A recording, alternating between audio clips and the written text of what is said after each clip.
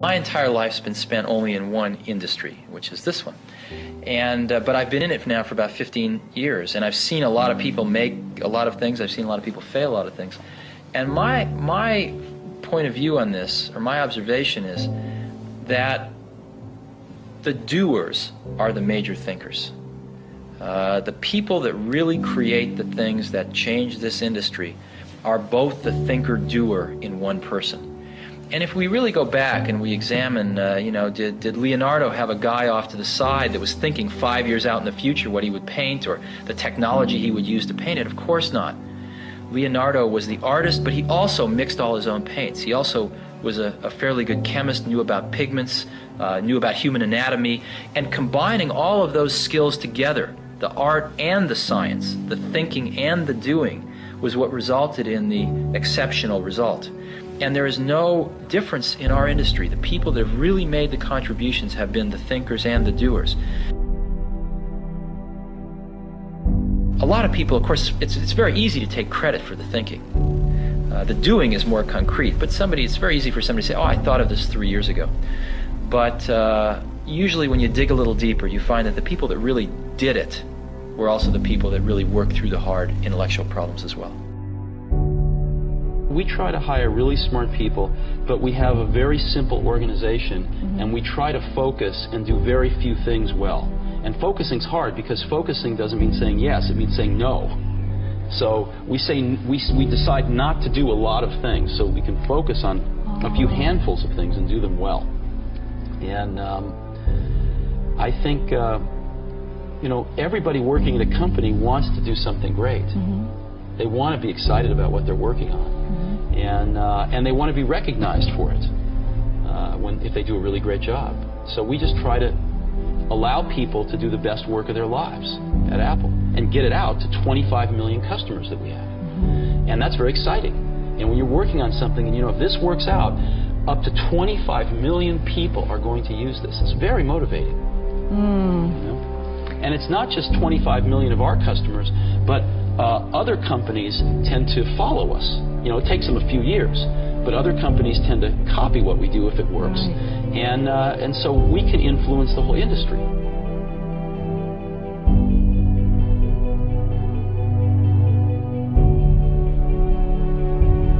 When I was a young kid, there was a widowed man that lived up the street. And he was in his 80s.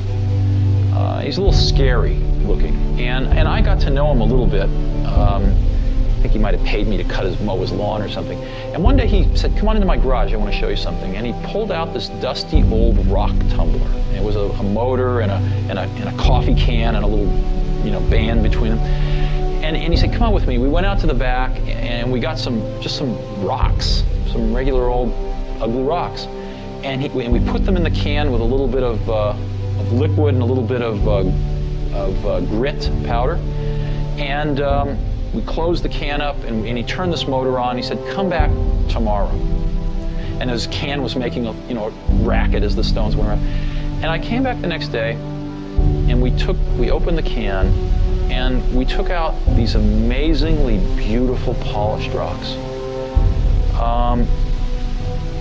The same common stones that had gone in through rubbing against each other like this, creating a little bit of friction, creating a little bit of noise, had come out these beautiful polished rocks. And that's always been in my mind my metaphor for a team working really hard on something they're passionate about is that it's through the team, through that group of incredibly talented people bumping up against each other, having arguments, having fights sometimes, making some noise, and working together, they polish each other. And they polish the ideas, and what comes out are these really beautiful stones. So it's hard to explain, and it's certainly not the result of one person. I mean, people like symbols, so I'm the symbol of certain things, but it really was a team effort on the Mac. One of the things that really hurt Apple was after I left, John Sculley got a very serious disease. And that disease, I've seen other people get it too. It's it's the disease of thinking that a really great idea is 90% of the work. And that if you just tell all these other people, you know, here's this great idea, then of course they can go off and make it happen. And the problem with that is that there's just a tremendous amount of craftsmanship in between a great idea and a great product. And as you evolve that great idea, it changes and grows. It never comes out like it starts, because you learn a lot more as you get into the subtleties of it. And you also find there's tremendous trade-offs that you have to make. I mean, you know, there are just certain things you can't make electrons do. There are certain things you can't make plastic do or glass do. And as you get into, or factories do, or robots do. And as you get into all these things, designing a product is keeping 5,000 things in your brain, these concepts, and fitting them all together in kind of continuing to push to fit them together in new and different ways to get what you want. And every day you discover something new that is a new problem or a new opportunity to fit these things together a little differently. And it's that process that is the magic. There needs to be someone who is sort of the keeper and reiterator of the vision. Because there's just a ton of work to do. And a lot of times, you know, when you have to walk 1,000 miles and you take the first step, it looks like a long ways.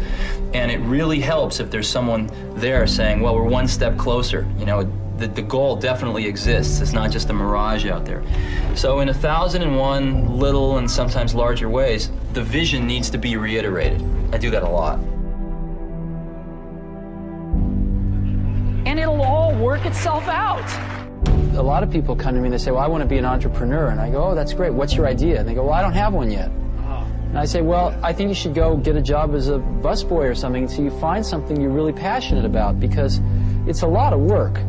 And I'm convinced that about half of what separates the successful entrepreneurs from the non-successful ones is pure perseverance. It is so hard. You pour so much of your life into this thing. There are such rough moments in time that most people give up. I don't blame them. I mean, it's really tough, and it consumes your life. I mean, if you've got a family and you're in the early days of a company, I can't imagine how one could do it.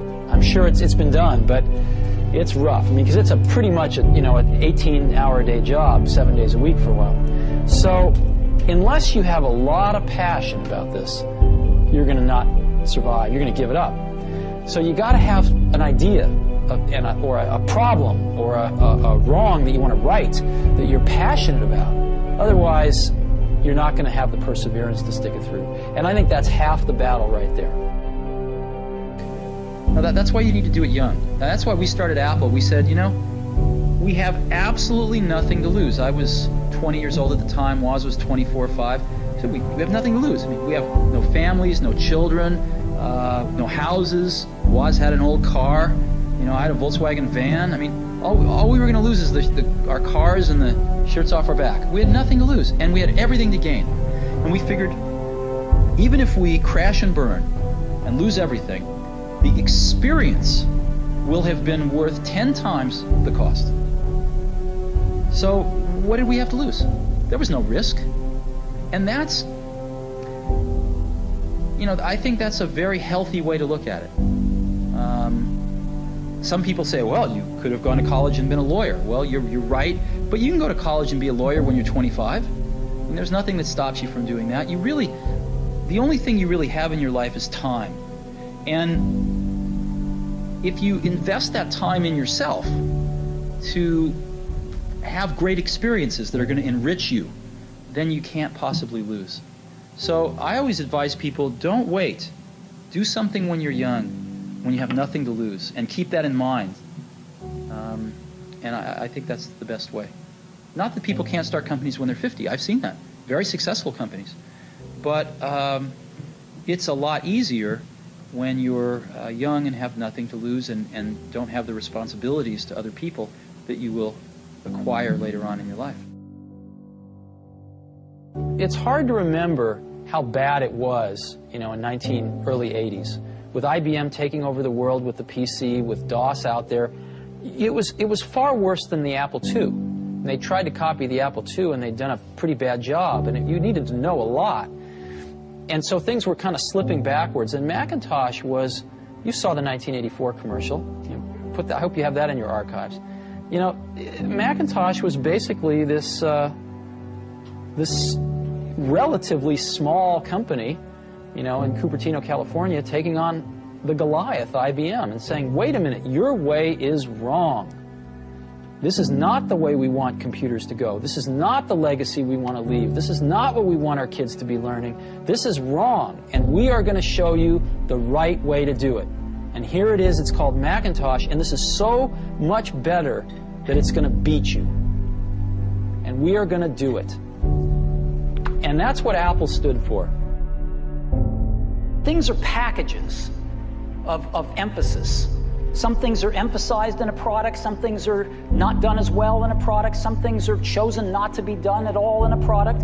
And so different people make different choices.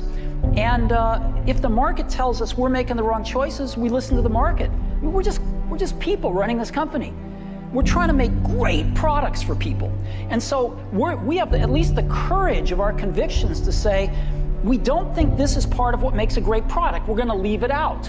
Some people are going to not like that. They're going to call us names. It's not going to be in certain companies' vested interests that we do that, but we're going to take the heat because we want to make the best product in the world for customers. And we're going to instead focus our energy on these technologies, which we think are in their ascendancy and we think are going to be the right technologies for customers. And you know what?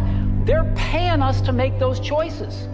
That's what a lot of customers pay us to do, is to try to make the best products we can. And if we succeed, they'll buy them. And if we don't, they won't. I didn't know how to explain it then, but I've thought a lot about it since. Most things in life, the dynamic range between average and the best is at most 2 to 1. Right? Like if you go to New York City and you're getting an average taxi cab driver versus the best taxi cab driver, you know, you're probably going to get to your destination with the best taxi cab maybe 30% faster. You know, in an automobile, what's the difference between an average and the best? Maybe, I don't know, 20%. The best CD player and an average CD player, I don't know, 20%. So 2 to 1 is a big, big dynamic range in most of life. In software, and it used to be the case in hardware too, the difference between average and the best is 50 to 1, maybe 100 to 1. Easy. Okay? Very few things in life are like this, but what I was lucky enough to spend my life in is like this. And so I've built a lot of my success off finding these truly gifted people and not settling for B and C players, but really going for the A players. And I found something. I found that when you get enough A players together, when you go through the incredible work to find, you know, 5 of these A players, they really like working with each other because they've never had a chance to do that before. And they don't want to work with B and C players, and so it becomes self-policing, and they only want to hire more A players. And so you build up these pockets of A players, and it propagates. And that's what the Mac team was like. They were all A players. And these were extraordinarily talented people.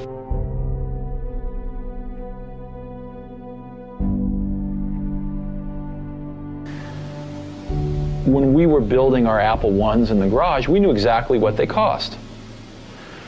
When we got into a factory in the Apple II days, the accounting had this notion of a standard cost, where you'd kind of set a standard cost, and then at the end of a quarter, you'd adjust it with a variance.